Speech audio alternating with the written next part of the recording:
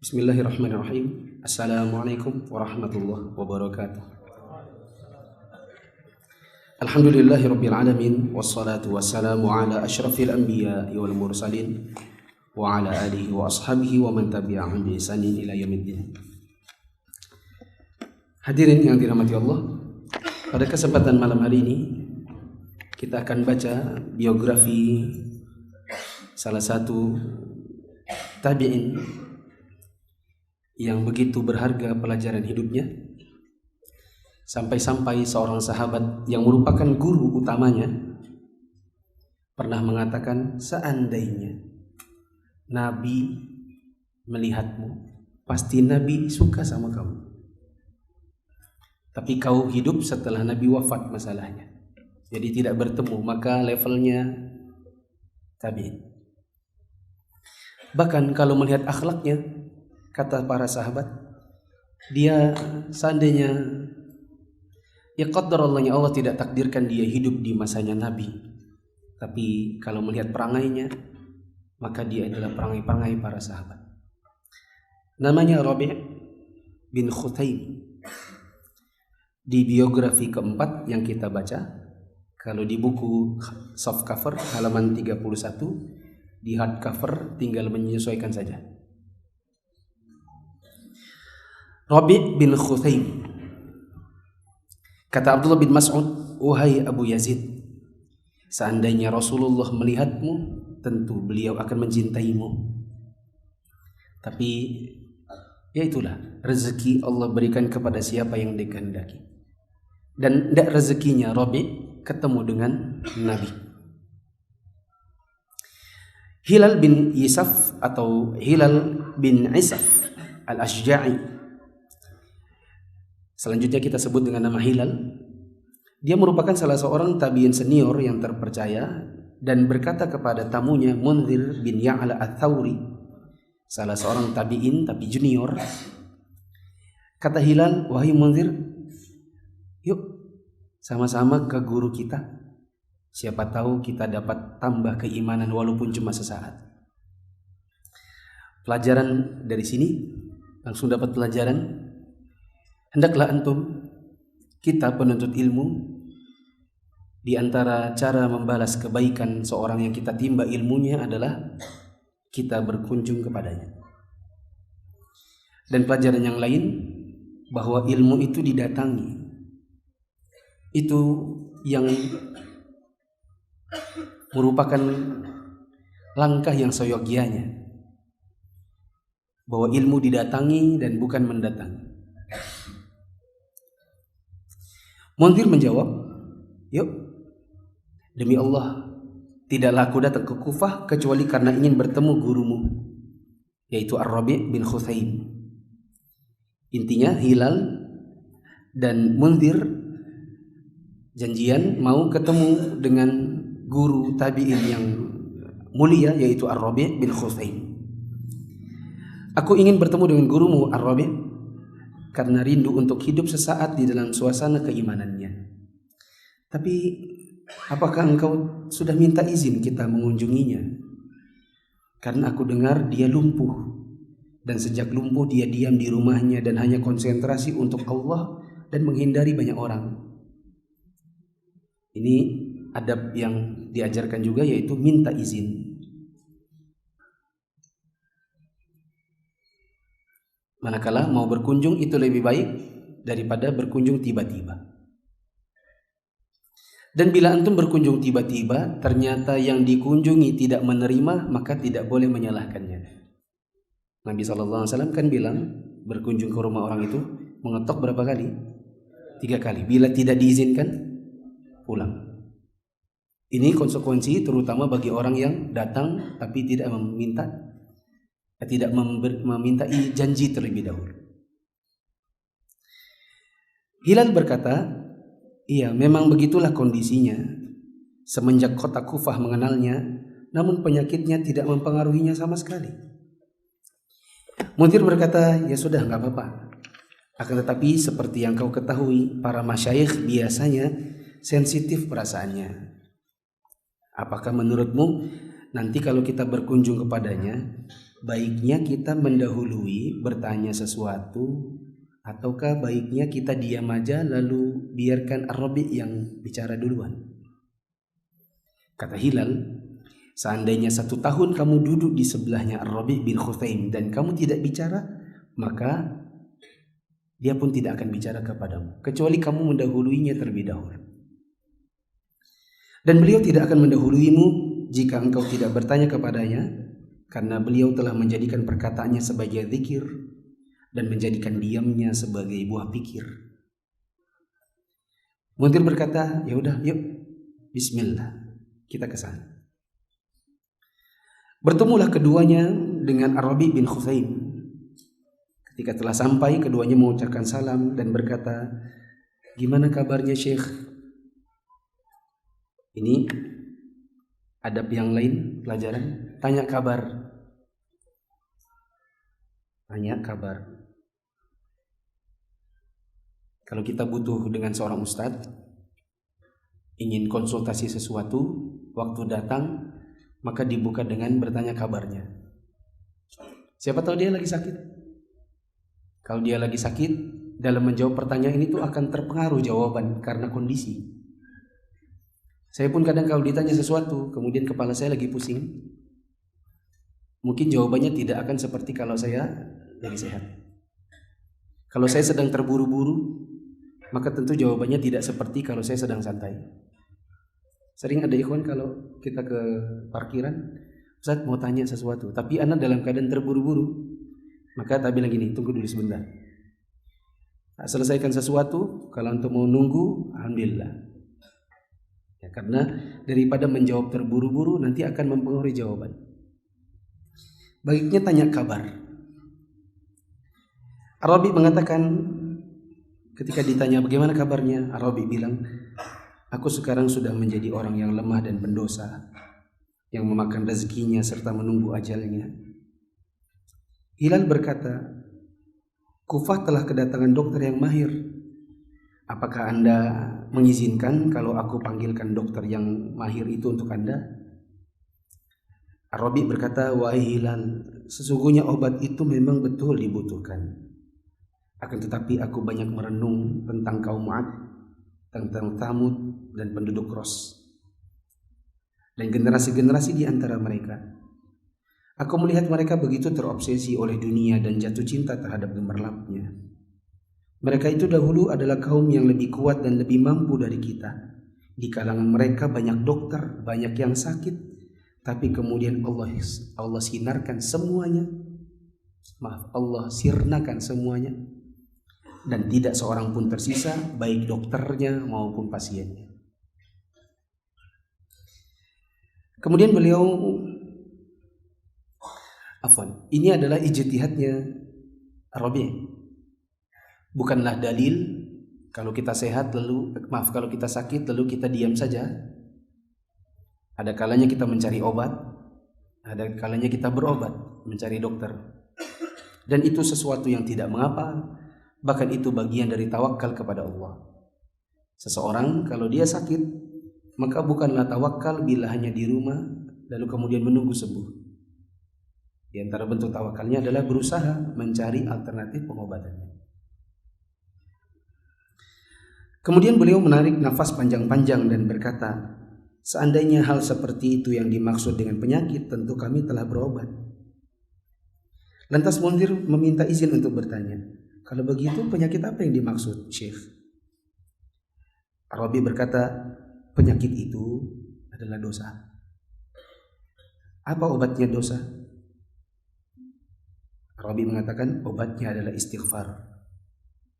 Munzir bertanya, bagaimana penyembuhannya? Ar-Rabi berkata, engkau bertobat dan engkau tidak mengulanginya lagi. Ini menunjukkan kepada kita, jemaah pelajaran, dosa itu bisa dihilangkan dengan istighfar. Antum membayangkan kalau seandainya ada 1 gelas air, di dalamnya dikasih sirup, kemudian terus menerus dituangkan air putih, maka yang tadinya bening kemudian menguning, lama-lama kuningnya hilang dan jadi bening kembali. Itulah hati manakala dia dimasukkan dengan dosa lalu kemudian dimasukkan lagi dengan istighfar. Semoga Allah mengampuni dosa-dosa kita semuanya. Syekh memelototi kami seraya berkata, jagalah rahasia, jagalah rahasia. Kalian semua wajib menjaga rahasia-rahasia yang tidak nampak pada manusia, padahal dia jelas di sisi Allah. Pelajaran bagi kita, rahasia apalagi itu buruk maka disimpan saja. Disimpan dan jangan diceritakan kepada orang. Kecuali dalam rangka memberi pelajaran, itu pun harus melihat siapa yang diberitahukan. Suatu hari saya ngobrol dengan seorang ustadz dan beberapa ikhwan. Lalu mungkin ada karena terlalu awam atau baru karena ngaji dan saking semangatnya, lalu dia menceritakan dirinya dan semua dosa-dosanya. Zinanya, rutinnya berapa kali dalam sebulan, diceritakan semua. Sampai akhirnya di stop. Ya akhi, stop. Sabar. Itu dosa, aib. Dan sesungguhnya Allah sudah menutupi dosamu, jadi disimpan saja. Oh enggak Ustadz, itu buat memberi pelajaran. Oh enggak, itu tidak memberi pelajaran insya Allah bagi kami. Ya. Karena bukan forumnya, bukan orang yang tepat untuk antum memberitahukannya. Ya. Maka disimpan saja. Maka kalau kita punya rahasia-rahasia seperti itu, disimpan.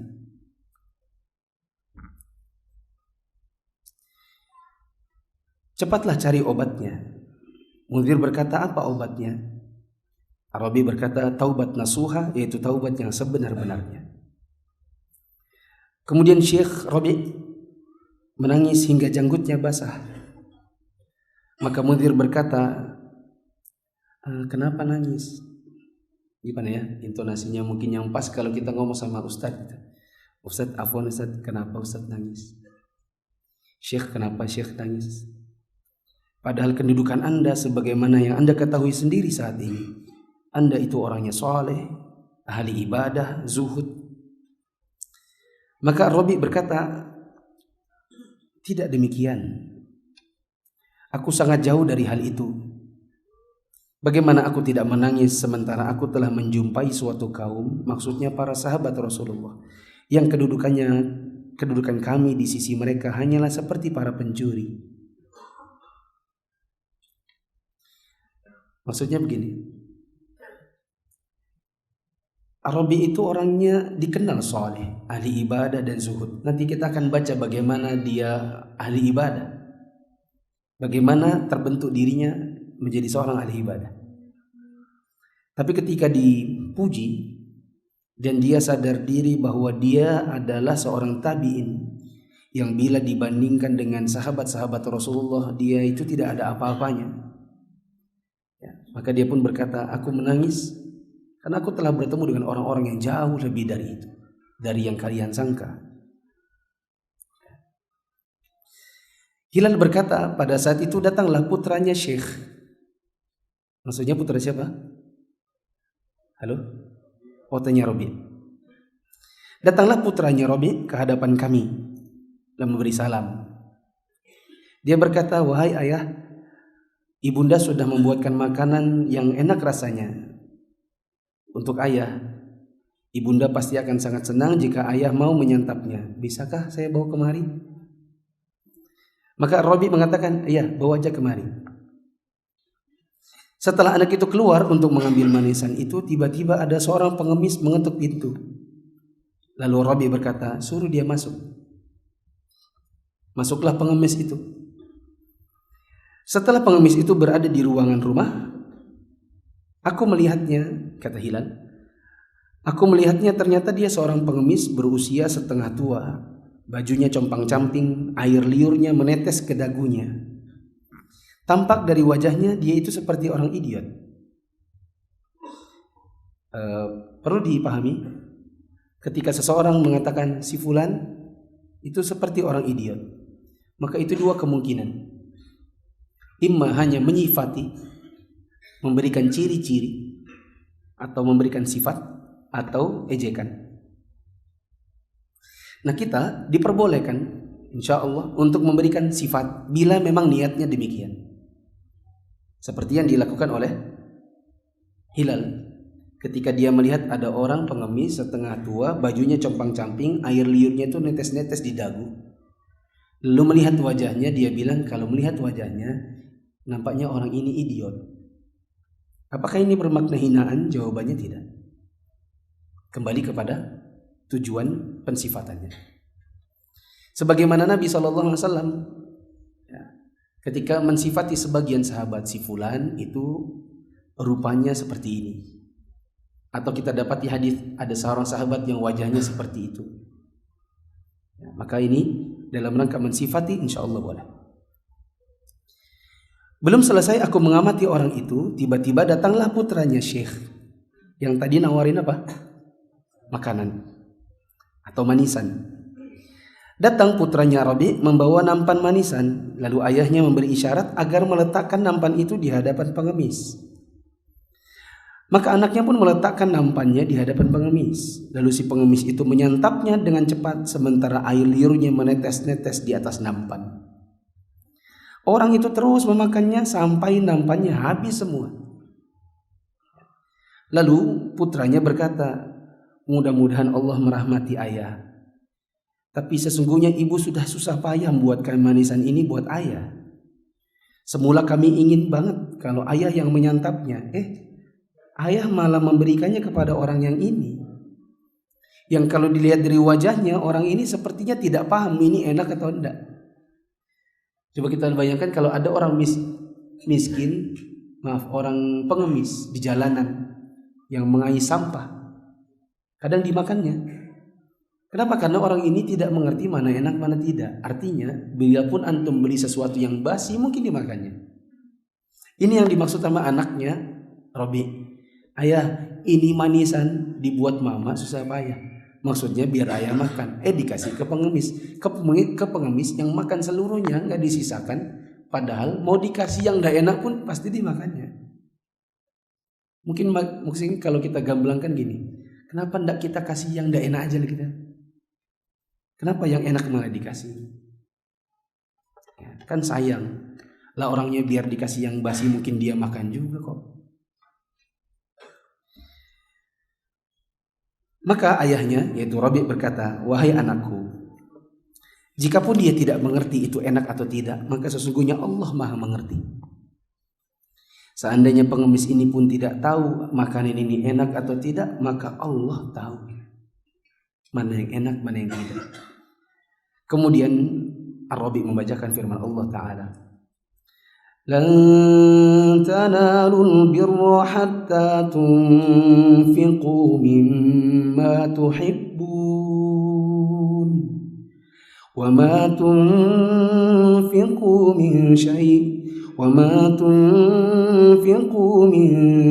syai'in fa innallaha bihi alim. Kalian tidak akan memperoleh kebajikan yang sesungguhnya sampai kalian menginfakkan sebagian harta yang kalian cintai. Dan apapun yang kalian infakkan, sesungguhnya Allah maha mengetahui. Bisa digarisbawahi atau distabiloi kata-kata menginfakkan yang kita cintai. Teman-teman yang dirahmati Allah, kadang kita berinfak, tapi yang kita infakkan hanyalah yang sisa, yang basi, yang bentar lagi kalau tidak dimakan rusak, baru dikasih ke orang. Adapun yang memang sedari awalnya enak, maka disimpan terlebih dahulu dimakan. Sementara coba kita lihat apa yang dilakukan oleh Robi. Yang enak yang baru dimasak dikasihkan ke orang miskin, dan diprotes oleh anaknya. Dia berkata, lan tanalul birra hatta tunfiqu mimma tuhibbun. Tidaklah kalian memperoleh kebaikan yang hakiki sampai kalian mau menginfakkan yang kalian cintai.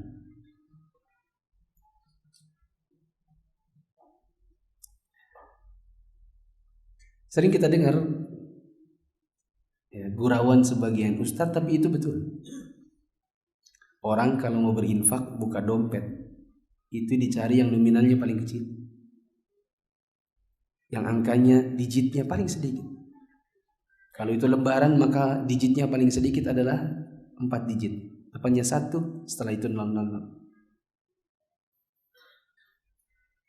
Sangat sedikit kecuali orang-orang yang dirahmati oleh Allah yang mau membuka dompet, dan yang pertama kali yang dibuka adalah yang 7 digit, 100.000. Berapa itu? 6 digit. Yang pertama kali yang mau dicari adalah itu. Sebagian lagi kalau mau infakkan cari yang paling lecek. Adapun yang masih baru-baru yang keluar dari ATM itu disimpan. Cari yang lecek-lecek.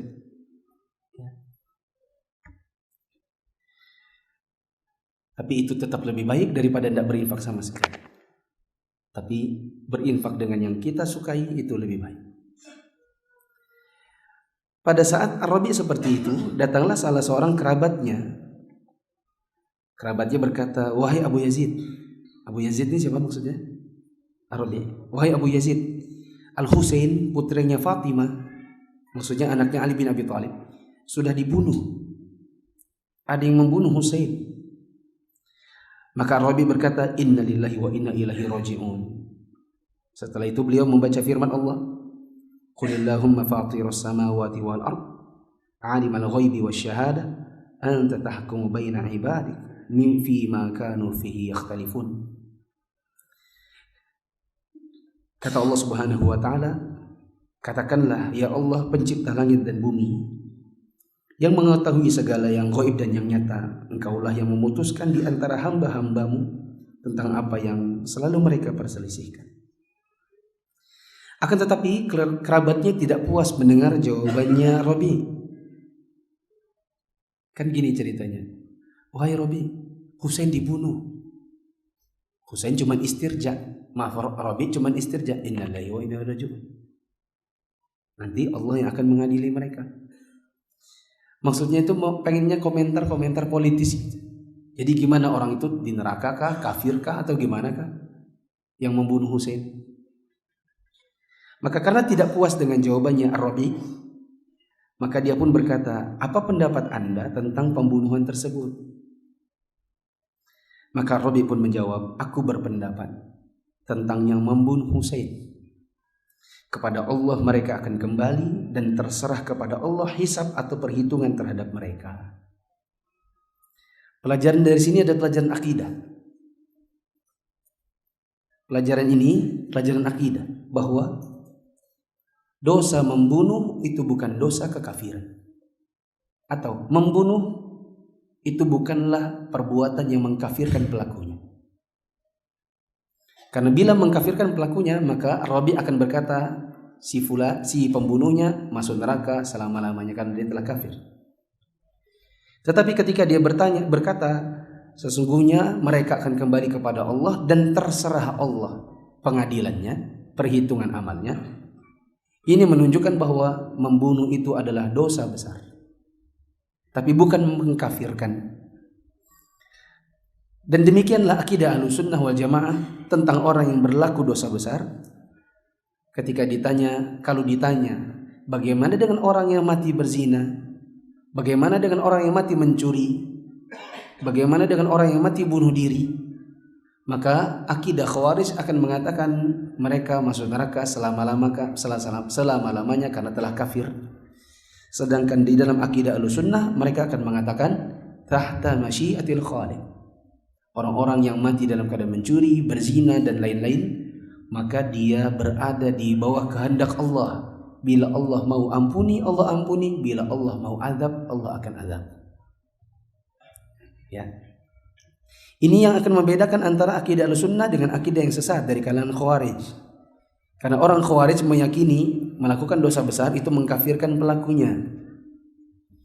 Maka kalau ada ustadz di dalam ceramah atau di dalam khutbahnya berkata, siapa mati mencuri mati kafir, siapa mati berzina maka mati kafir, siapa yang mati dalam keadaan bunuh diri maka mati kafir, maka ustadz ini sedang menyuarakan pemahaman Khawarij. Apakah dia pasti khawarij? Belum tentu. Karena bisa jadi dia itu tidak paham. Tapi memang harusnya menjadi seorang dai harus paham masalah akidah. Dan berkata demikian itu adalah perkataan khawarij. Sedangkan perkataan dalam akidah Ahlussunnah wal Jamaah, siapa yang mati berzina, siapa yang mati mencuri, siapa yang mati bunuh diri dan seterusnya, maka dia berdosa dengan dosa besar. Adapun masuk neraka selama-lamanya atau tidak, atau masuk neraka atau tidak, itu kembali kepada kehendak Allah. Bila Allah mau, Allah akan hukum. Bila Allah mau, Allah ampuni. Nah.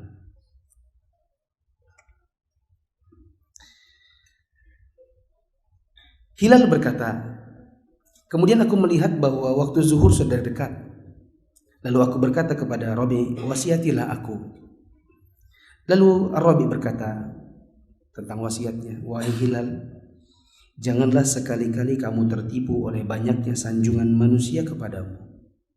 Karena manusia tidak mengetahui selain yang lahir saja darimu.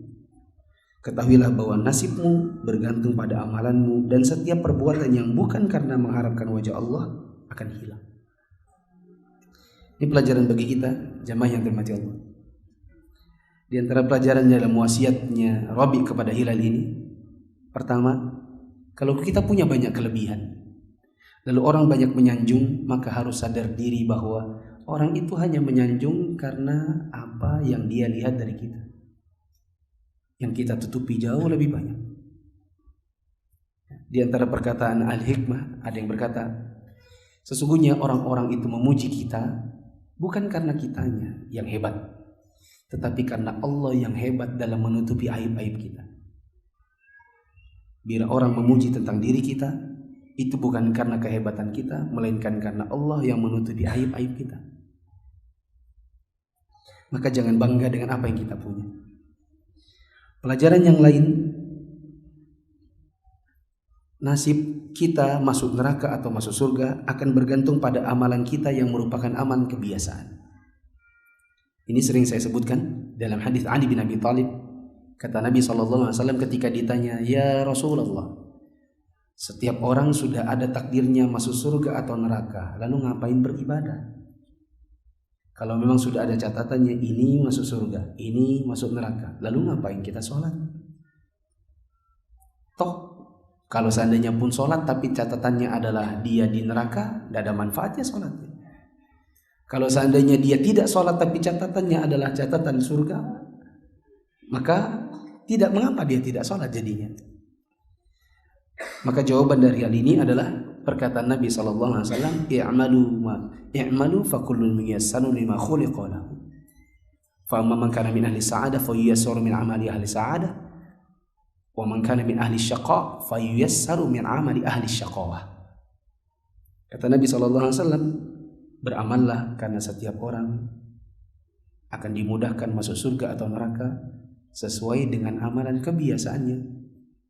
Siapa yang kebiasaannya adalah mengamalkan amal ahli surga, maka Allah mudahkan dia untuk masuk ke dalam surga. Siapa yang amalan kebiasaannya adalah kebiasaan ahli neraka, maka Allah mudahkan jalannya menuju neraka. Di antara pelajaran yang lain adalah setiap yang bukan karena Allah pasti cepat hilang. Setiap yang bukan karena Allah cepat hilang. Ini yang disebutkan oleh para ulama, maka lillahi yabqa. Maka lillahi yabqa. Apa yang dikerjakan betul-betul untuk Allah biasanya langgeng. Tahajud yang betul-betul karena Allah dia langgeng. Puasa sunnah yang betul-betul karena Allah dia langgeng. Masjid yang waktu membangunnya betul-betul karena Allah langgeng. Nulis buku, bikin pengajian, bikin apapun yang merupakan kontribusi dakwah, bila dia betul-betul karena Allah, dia langgeng. Bila bukan karena Allah, cepat hilang. Bila bukan karena Allah, cepat hilang. Makanya jamaah yang dirahmati Allah, kita tidak mentazkiyah manusia di hadapan Allah, tapi kenyataannya para ulama di zaman dahulu, buku-buku mereka yang sudah ribuan tahun, 1000-an, 1200, 1300 tahun yang lalu ditulis, sampai sekarang masih ada. Karena ketakwaan orang-orang di zaman dahulu memang jauh dibandingkan kita. Ya, maka saya pribadi, bila saya diminta untuk menulis, saya lebih memilih menerjemah. Karena buku para ulama jauh lebih berkah daripada tulisan saya pribadi. Imam Malik, antum tahu bukunya masterpiece-nya beliau. Apa masterpiece-nya Imam Malik? Al-Muwatta. Al-Muwatta di zamannya beliau itu sebenarnya ada beberapa yang sampai kepada kita dan selalu dipelajari adalah Muwatta'nya Imam Malik. Ada kabar diceritakan bahwa Imam Malik pernah di suatu hari setelah selesai menulis buku, maka bukunya ditanam, jadi diterbitkan. Karena ketika dia sudah selesai menulis buku itu, lalu kemudian dia mengevaluasi dirinya, dia bilang, di dalam penulisan buku ini ada niat-niat yang bukan karena Allah. Ditanam, gak jadi disebarkan. Ya. Sangat jauh dibandingkan dengan orang di zaman sekarang. Maka saya pribadi, maka antum lihat buku-buku yang ada sampai sejauh ini bukan tulisan-tulisan saya, tapi terjemahan. Karena saya berharap mungkin kalau itu adalah tulisan para ulama yang berkah, mungkin terjemahannya pun akan terus dicetak dan dipelajari. Ketimbang tulisan pribadi yang saya waktu nulisnya entah apakah demi mengenalkan pribadi, demi popularitas atau yang lainnya, yang mungkin tidak akan seberkah bila ditulis oleh para ulama. Lalu setelah mendengar wasiatnya kepada Hilal, Munzir pun ikut-ikutan. Munzir berkata, "Wahai Syekh, saya juga tolong wasiati saya, mudah-mudahan Allah membalas kebaikan Anda." Maka Rabi berkata, "Wahai Munzir, bertakwalah kepada Allah terhadap apa yang kamu ketahui. Yang kamu tidak ketahui, tanya kepada yang tahu. Wahai Munzir, janganlah salah seorang di antara kalian berkata, 'Ya Allah, sesungguhnya aku bertaubat kepadamu,' kemudian dia tidak bertaubat, karena itu termasuk dusta. Akan tetapi hendaklah dia berkata, 'Ya Allah, ampunilah aku,' dan itu berarti doa. Ketahuilah wahai Munzir bahwa perkataan baik hanya ada pada tahlil, tahmid, takbir, tasbih. Memohon kebaikan, berlindung dari keburukan, menyuruh yang ma'ruf, melarang yang mungkar, dan membaca Al-Quran." Pelajaran dari wasiatnya Rabi bin Khuthaim kepada Munzir, lihat jemaah. Janganlah kita berkata, "Ya Allah, saya bertobat." Apalagi kalau kita memang kebiasaannya adalah setelah bertaubat mengulang lagi. Maka berkatalah, "Ya Allah, ampunilah saya."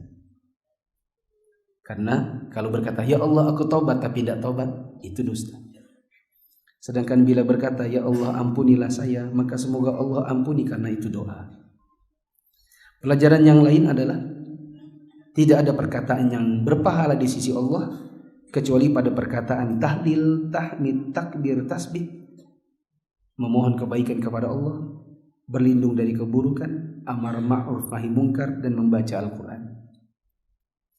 Nah, coba kita lihat dan evaluasi diri kita sehari-hari. Ada nggak yang sia-sia? Jawabannya masih banyak, masih ada.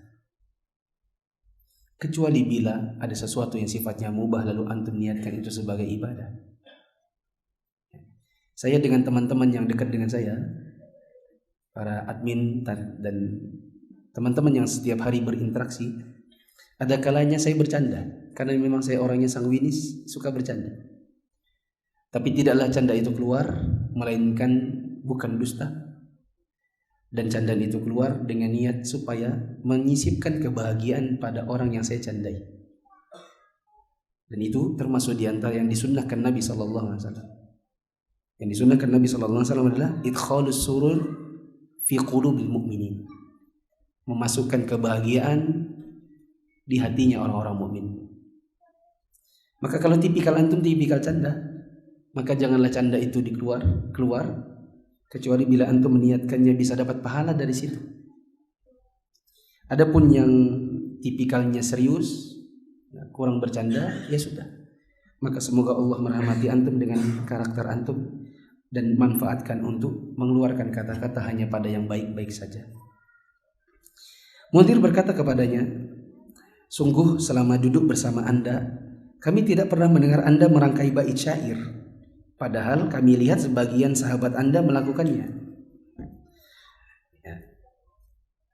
Maka Rabi berkata, tidak sesuatu pun yang kamu ucapkan di dunia ini kecuali telah ditulis dan akan dibaca kelak di sana di akhirat.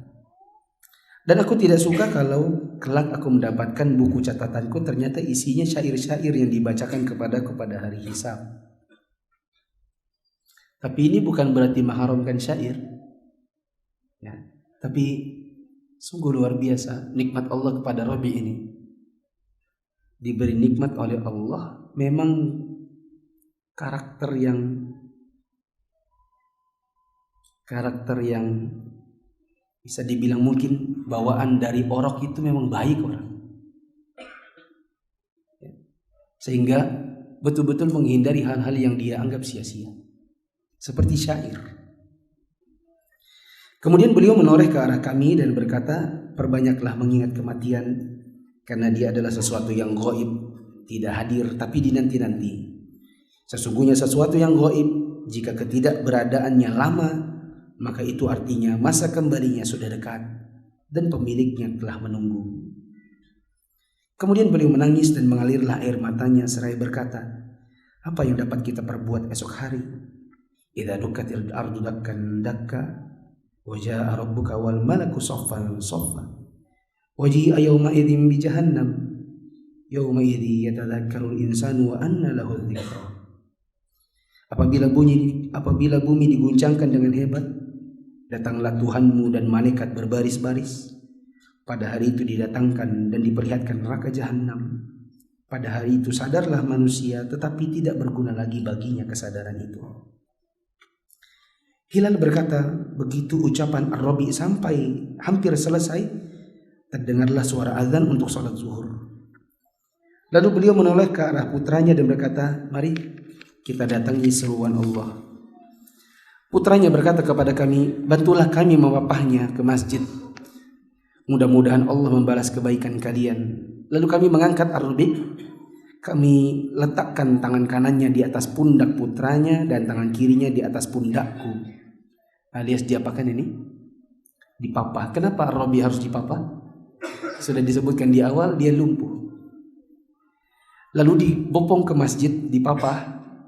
Maka beliau menggelayut di antara kami, sedangkan kedua kakinya seakan membuat garis di atas tanah yang dilalui, alias terseret.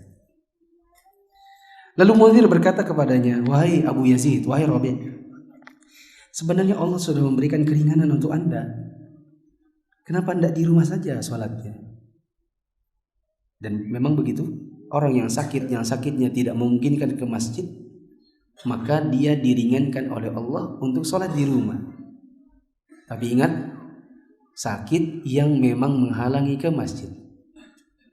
Adapun sakit yang tidak menghalangi ke masjid, maka ke masjid. Contoh yang menghalangi ke masjid, misalnya demam tinggi, opname di rumah sakit, lumpuh, patah kaki. Adapun baru teriris pisau sedikit di jari, maka ini tetap ke masjid. Karena tidak ada hubungannya jari antum pergi ke masjid. Apa katanya Abu Yazid? Ketika dia bilang, kenapa Anda sholat di rumah aja? Maka Ar-Rabi berkata, memang benar apa yang kamu ucapkan. Tetapi aku sudah mendengar muadzin memanggil, hayya 'alal falah, hayya 'alal falah. Marilah menuju kemenangan, marilah menuju ke keberuntungan.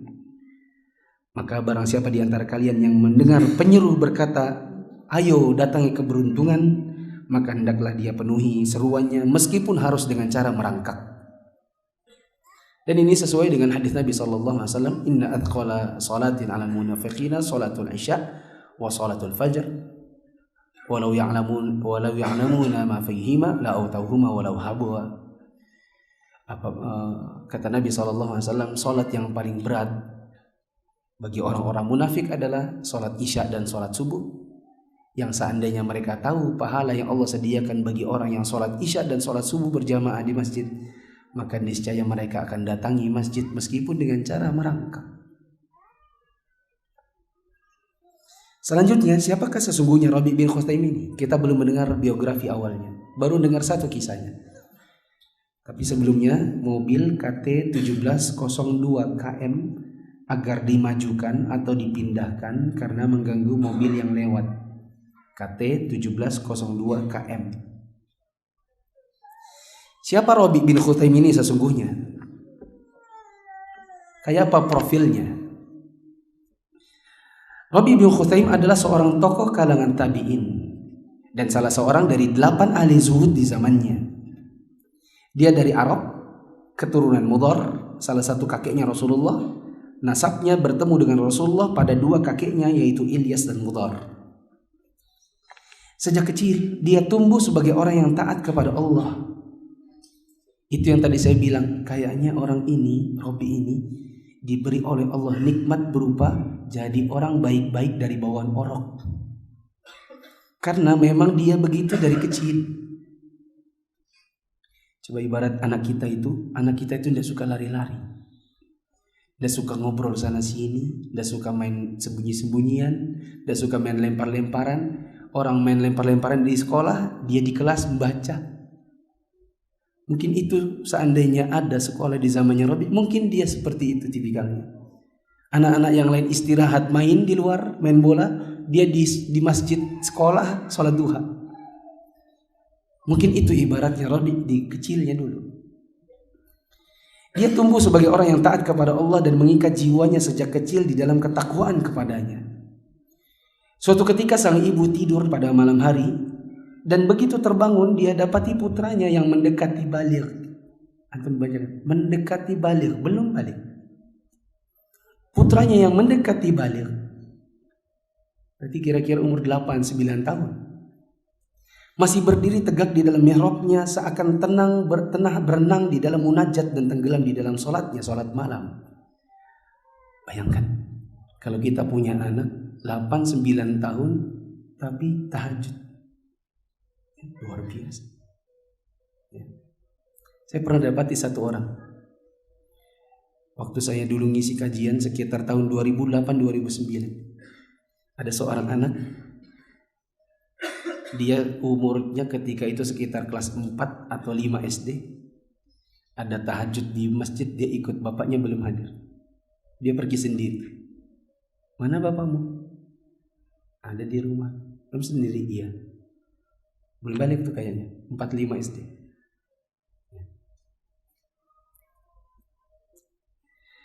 Lalu ibunya memanggilnya seraya berkata, "Wahai Rabi, wahai anakku, kenapa kamu tidak tidur?" Rabi berkata, "Bagaimana orang bisa tidur bila mana malam sudah gelap sementara dia takut diserang musuh?" Lalu air mata sang ibu nan tua renta itu bercucuran di pipinya. Dia berdoa dengan baik-baik untuknya.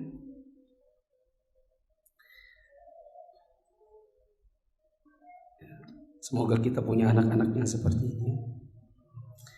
Dan ini coba jamaah yang dirahmati Allah, ibunya kemudian berdoa baik-baik untuknya. Kita juga patut bersyukur bila kita punya ibu yang ibu itu dari kita kecil dulu selalu didoakannya. Semoga Allah merahmati ibu kita dan bapak kita. Ketika Rabi sudah menginjak remaja, timbul pula waroknya bersamaan dengan pertumbuhan tubuhnya. Begitu pula rasa takutnya kepada Allah. Ibunya menjadi gelisah ketika melihat putranya terlalu banyak beribadah dan menangis di kegelapan malam saat orang-orang sedang tidur. Ini menimbulkan prasangkaan kepada ibunya.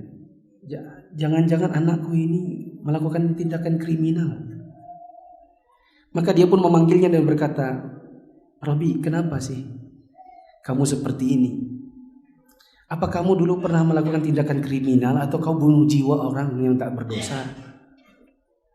Maka Rabi berkata, "Benar ibu, aku sudah membunuh jiwa." Maka ibunya berkata, "Siapa orang yang sudah kamu bunuh, wahai anakku? Biarlah kita mengirim orang-orang untuk mendatangi keluarganya. Siapa tahu mereka mau memaafkanmu.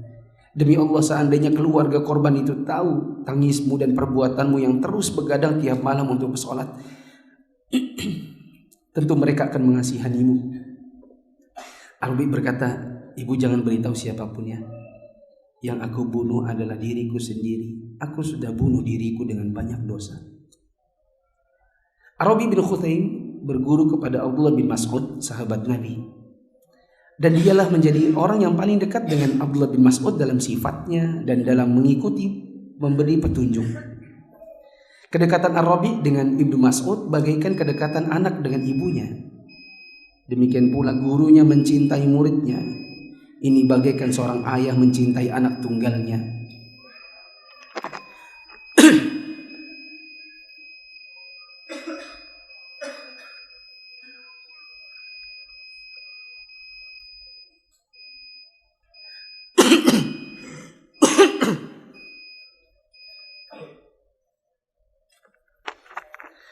Ar-Rabi menemui Ibnu Mas'ud tanpa perlu izin terlebih dahulu.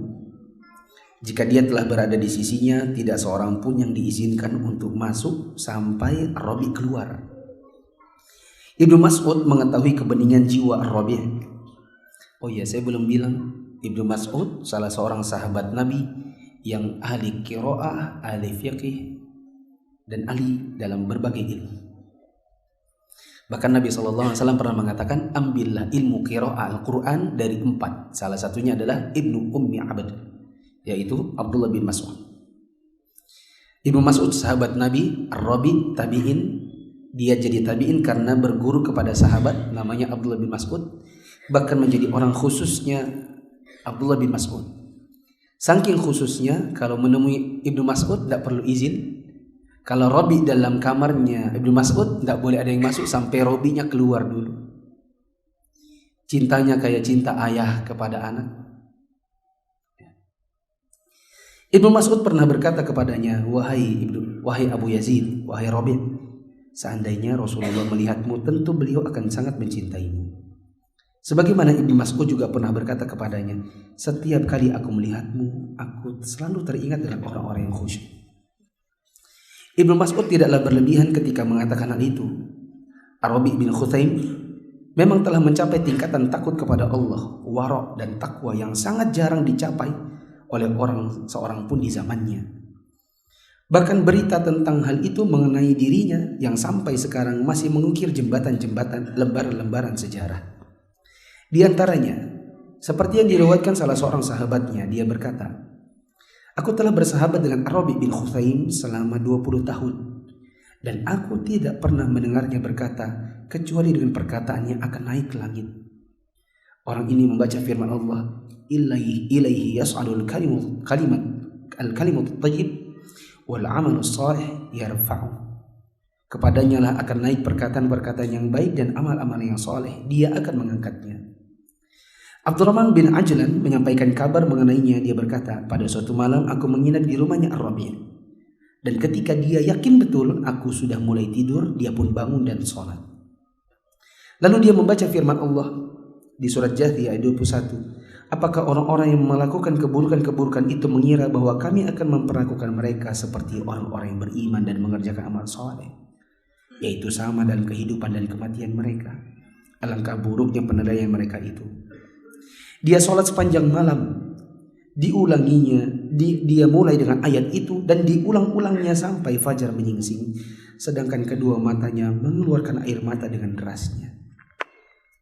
Banyak sekali kisah takut Ar-Rabi kepada Allah. Di antaranya kisah yang diriwayatkan sekelompok sahabatnya. Pada suatu hari kami sedang keluar menemani Abdullah bin Mas'ud dan Ar-Rabi bin Khuthaim. Ketika kami sampai di tepi sungai Eufrat, kami melewati tungku besar yang apinya sedang dinyalakan. Apinya berkobar-kobar, lidah apinya menjilat ke sana kemari dan dentuman korbarannya pun terdengar. Di dalam tungku itu bebatuan dilemparkan hingga terbakar dan lebur menjadi kapur.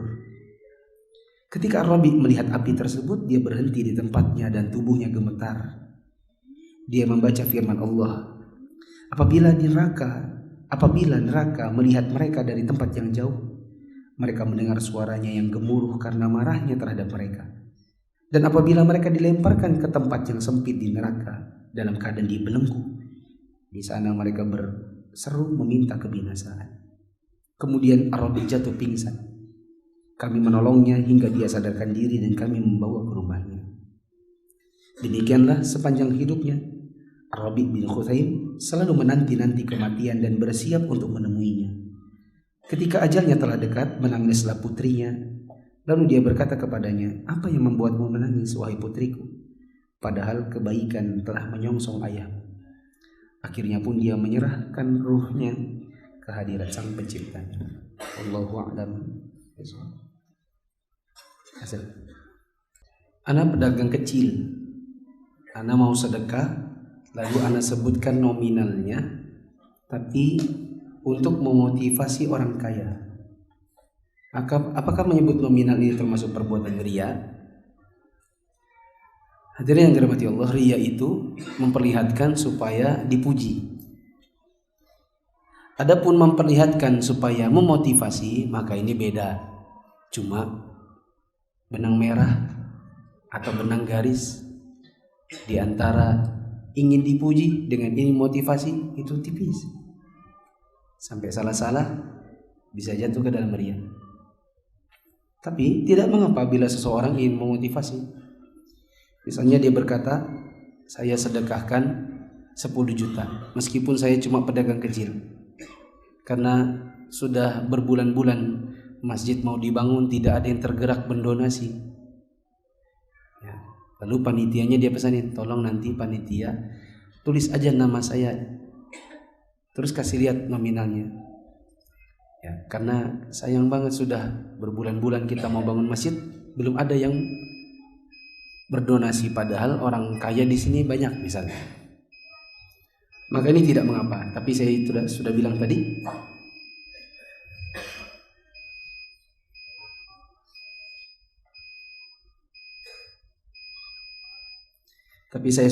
tadi, bahwa pemisah antara ingin memotivasi dengan ingin dipuji itu sangat tipis. Apakah termasuk kurang adab di majelis bila ada orang meninggalkan tempat duduknya lalu dia menaruh sesuatu di tempat duduknya agar tidak diambil oleh orang lain? Insya Allah ada masalah. Itu bukanlah tidak ada adab. Bahkan dia yang punya tempat. Yang tidak boleh adalah ada orang sudah duduk lalu kita suruh dia berdiri lalu kita tempati. Ya. Meskipun dikasih. Catatan, meskipun dikasih. Ibnu Umar radhiyallahu anhu paling anti kalau ada orang bilang gini, "Sini duduk."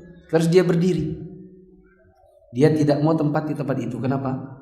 Dia khawatir dia jadi sombong. Dia khawatir dirinya jadi merasa diri orang hebat. Dan dia khawatir orang lain suuzon sama dia. Karena orang dari jauh melihat, bisa jadi orang tidak tanya-tanya langsung menuduh. Mentang-mentang orang disuruh berdiri, terus dia duduk di tempatnya. Padahal yang punya tempat nyuruh dia duduk di situ. Maka saya bilang tadi, tidak boleh seseorang menyuruh orang berdiri lalu dia tempat di tempat duduknya meskipun dikasih.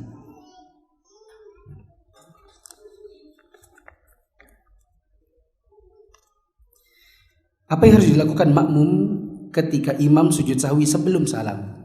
Jawabannya, ikut sujud sahwi meskipun antum masbuk. Baik antum masbuk, baik antum ikut dari awal, imamnya sujud sahwi sebelum salam karena memang dia salah, maka antum ikut dia. Dan tidak boleh berkata, "Tadi waktu aku baru 1 rakaat nih, waktu imamnya salah, aku ndak ikut-ikutan, aku belum hadir. Jadi silakanlah sujud sahwi saya tidak." Meskipun antum masbuk dan antum tidak ketemu salahnya, antum tetap harus ikut sujud sahwi. Kata Nabi SAW, "Wa idza sajada fasjudu." Bila imamnya sujud, maka sujudlah. Salat sunnah fajar sudah dikerjakan di rumah. Setelah ke masjid, ternyata ada waktu untuk mengerjakan salat sunnah. Salat sunnah apa? Jawabannya tahiyatul masjid. Apakah anak angkat bisa jadi mahram ibu angkat bila diberi ASI? Jawabannya iya. Anak angkat bila diberi ASI maka dia jadi mahram ibu angkatnya, jadi mahram anak-anaknya ibu angkatnya. Tapi ada 3 syarat. Hilang 1 syarat maka nggak jadi mahram. Syarat pertama, dia nyusu di usia 2 tahun ke bawah. Bila dia nyusunya sesudah balik atau 2 tahun ke atas, waktu diambil dari panti asuhan usianya sudah 3 tahun, lalu dikasih air susu, maka tidak bisa. Hilang satu syarat. Usia maksimal 2 tahun. Maksimal 2 tahun. Lebih dari itu sudah hilang satu. Syarat yang kedua, nyusunya minimal 5 kali. Syarat ketiga, setiap kali nyusu dari yang 5 itu harus kenyang. Kenyang itu dengan cara dilepas sendiri. Kalau dimasukkan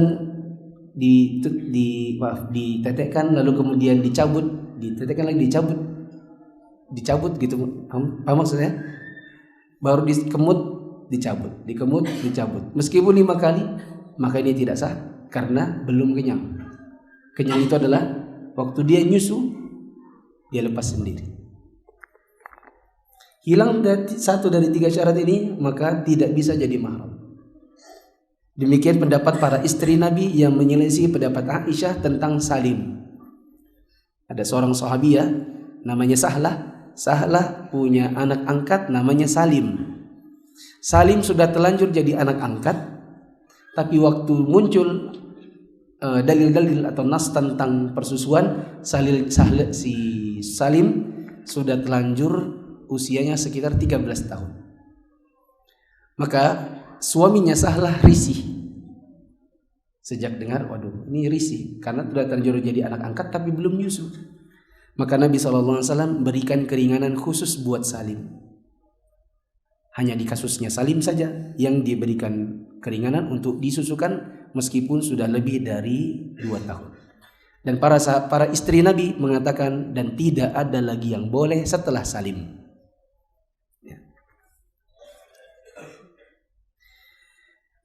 Apakah ada perbedaan mengambil ilmu antara mulazamah di masjid dengan belajar di universitas? Ada. Kalau mulazamah di masjid, maka lebih dekat kepada seorang guru, kemudian bisa mengambil ilmu yang diinginkan, yang lebih ingin dikuasai. Sedangkan kalau di universitas ada kurikulum, ada yang harus diikuti, suka tidak suka, senang tidak senang dengan pelajarannya, Anda harus ikut, ada nilai, ada ijazah atau sertifikat. Dan dua-dua cara ini insya Allah dua-duanya baik. Yang terpenting adalah satu, niat menuntut ilmunya, kedua pengamalannya, ketiga hasilnya. Ada orang yang lebih mumpuni ilmunya daripada yang S1 di Madinah, meskipun dia cuma mulazamah. Cuma memang kita akui kalau ada gelar LC, MA, doktor, itu banyak hal yang positif. Mau jadi dosen bisa, mau jadi pembicara di dalam seminar khusus bisa. Beda halnya kalau dengan mulazamah. Tapi itu bukanlah segala-galanya. Sertifikat, gelar bukanlah segala-galanya.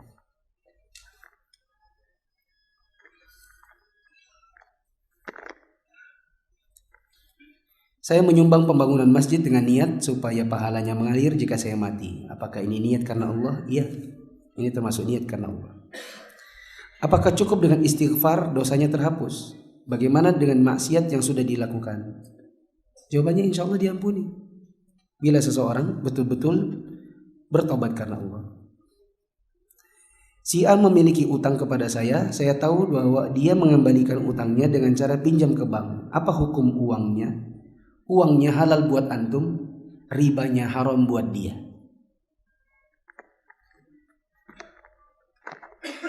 Subhanakallahumma wa bihamdika asyhadu an la ilaha illa anta astaghfiruka wa atubu ilaik. Wassalamualaikum warahmatullahi wabarakatuh.